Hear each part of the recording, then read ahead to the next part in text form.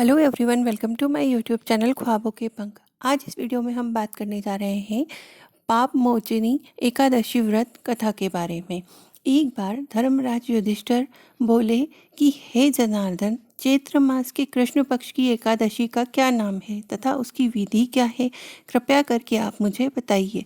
तब भगवान बोले, हे राजन, चैत्र मास के कृष्ण पक्ष की एकादशी का नाम पाप मोचनी एकादशी है। इसके व्रत के प्रभाव से मनुष्य के सभी पापों का नाश हो जाता है। यह सब व्रतों में उत्तम व्रत है। इस पाप मोचनी एकादशी के महात्म्य के श्रवण व पठन से समस्त पाप नाश को प्राप्त हो जाते हैं।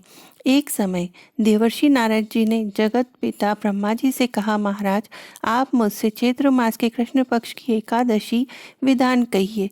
ब्रह्मा जी कहने लगे कि हे नारद, चैत्र मास की कृष्ण पक्ष की एकादशी पाप मोचनी एकादशी के रूप में मनाई जाती है।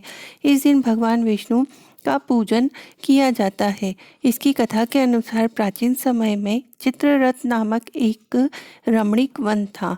इस वन में देवराज इंद्र गंधर्व कन्याओं तथा देवताओं सहित स्वच्छंद विहार करते थे। एक बार मेधावी नामक ऋषि भी वहाँ पर तपस्या कर रहे थे। वे ऋषि शिव उपासक तथा अप्सराएं शिव द्रोहिणी अनंग दासी अनुचरी थी। एक बार कामदेव ने मुनि का तप भंग करने के लिए उनके पास मंजुघोषा नामक अप्सरा को भेजा। युवावस्था वाले मुनि अप्सरा के हाव भाव, नृत्य, गीत तथा कटाक्षों पर काम मोहित हो गए। रति क्रीड़ा करते हुए 57 वर्ष व्यतीत हो गए थे। एक दिन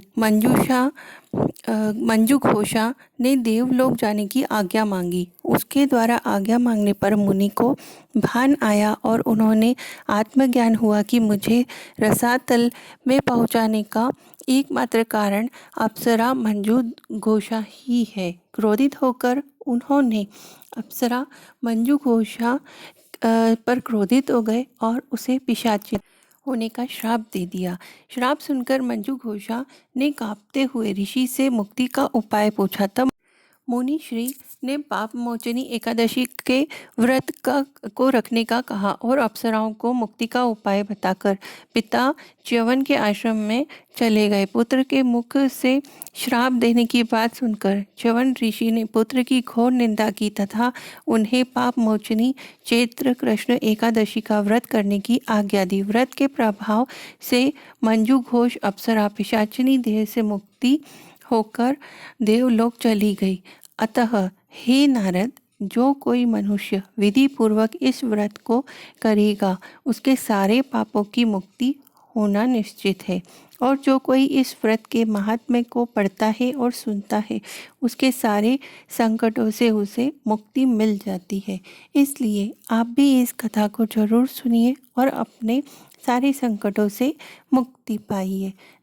यदि आप मेरे चैनल पर नए हैं और अभी तक आपने सब्सक्राइब नहीं किया है तो मेरे चैनल को प्लीज़ सब्सक्राइब कीजिए, साथ में बेल आइकन को भी प्रेस कर लीजिए ताकि आने वाले वीडियोस का नोटिफिकेशन आपको मिलता रहे। धन्यवाद।